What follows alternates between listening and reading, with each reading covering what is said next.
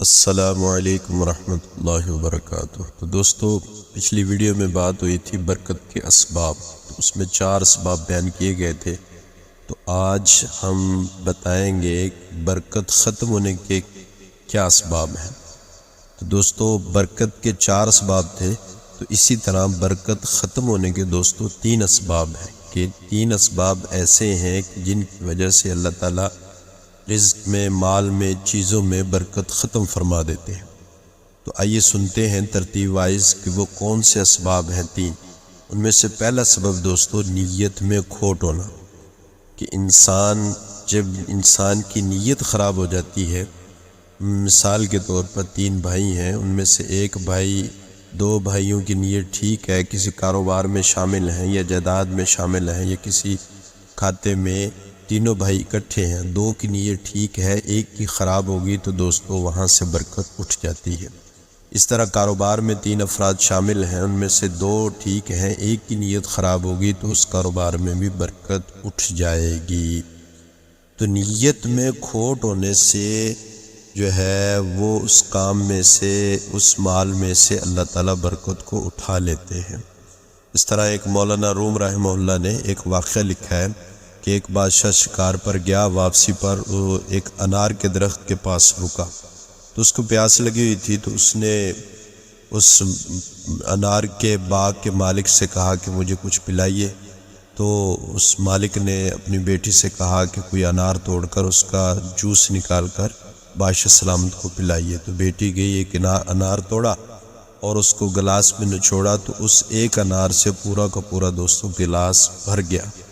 بادشاہ نے جب اس کو دیکھا تو وہ حیران رہ گیا کہ ایک انار سے پورا گلاس بھر گیا، یہ باغ تو بہت اچھا ہے، تو لہٰذا یہ اس طرح کا باغ تو عام آدمی کے پاس نہیں ہونا چاہیے، یہ اس طرح کا باغ تو کسی بادشاہ کے پاس ہونا چاہیے، تو لہٰذا اس کو تھوڑے بہت دام دے دیتے ہیں، تو لہٰذا اس سے یہ باغ خرید لیتے ہیں۔ تو چنانچہ بادشاہ نے ایک گلاس پیا، اس کے بعد پھر حکم دیا کہ ایک اور گلاس لے کر آؤ۔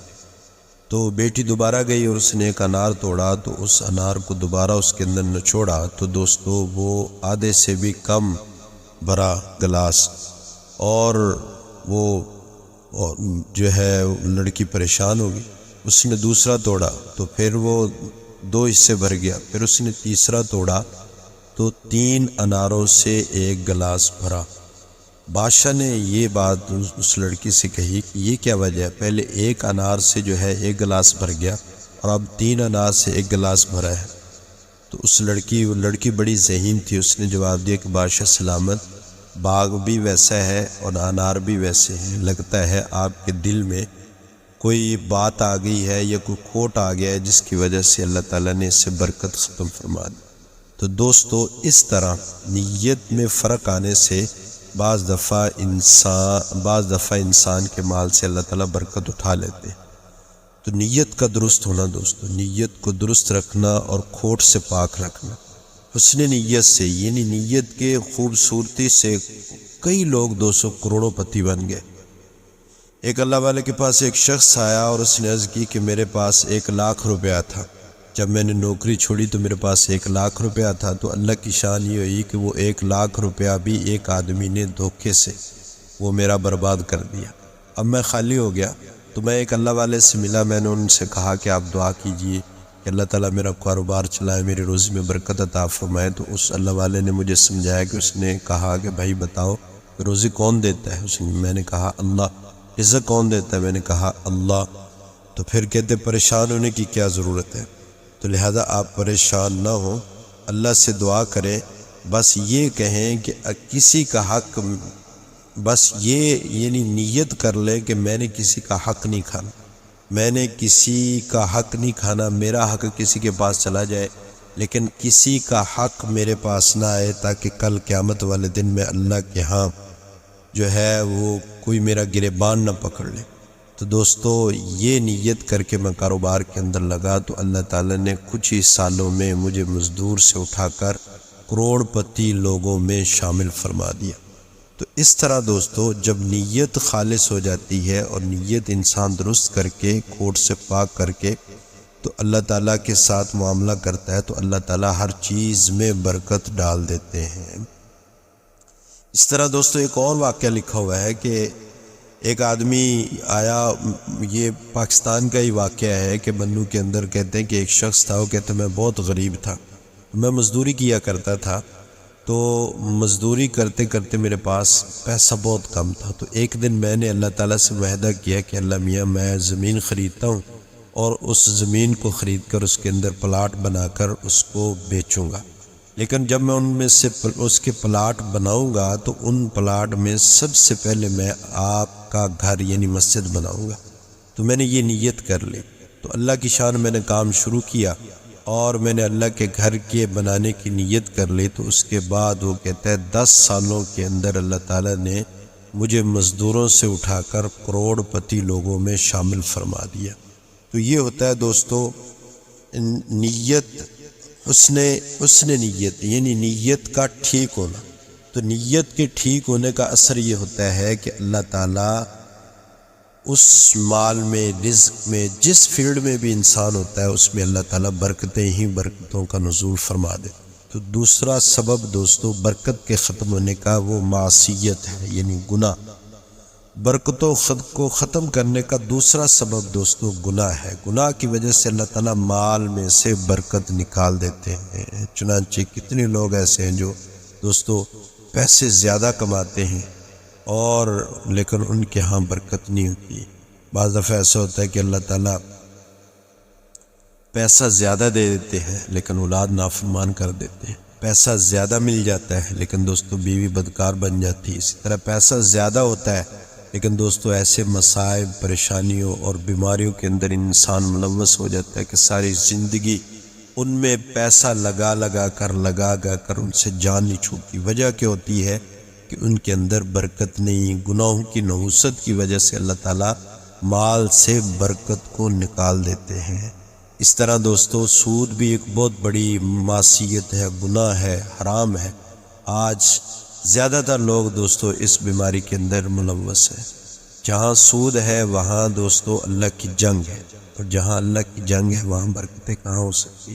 مال کے اندر جتنی بھی دوستو برکت ہے وہ تو اللہ دیتے ہیں، اور اللہ سے ہی کسی انسان نے جنگ کی ہوئی ہے تو اس کو کہاں سے برکت مل سکتی۔ کتنے لوگ ایسے ہیں دوستو اپنے کاروباروں میں کروڑوں روپیہ لگا کر لیکن اس میں سود کی ملاوٹ کر کے اپنا کاروبار برباد کر بیٹھتے۔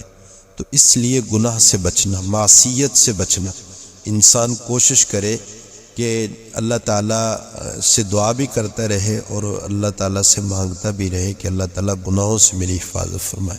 تو یہ دوستو برکت کے ختم ہونے کا دوسرا سبب معصیت ہے۔ تو اسی طرح دوستو برکت کے ختم ہونے کا تیسرا سبب بد نظری ہے۔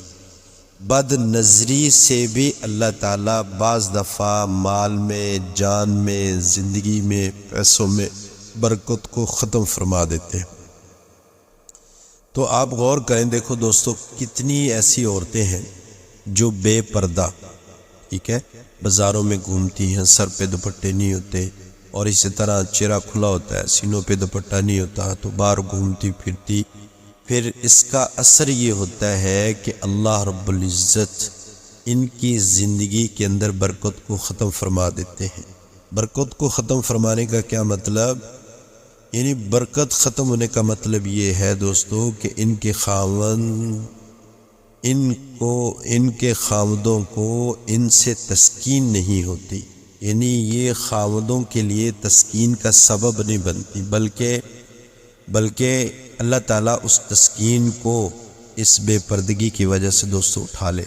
پھر شکوے ہوتے ہیں، عورتیں کہتی ہیں جی یہ میرا خاوند کا تو فلاں کے ساتھ تعلق ہے، میرے خاوند کا تو فلاں سے تعلق ہے۔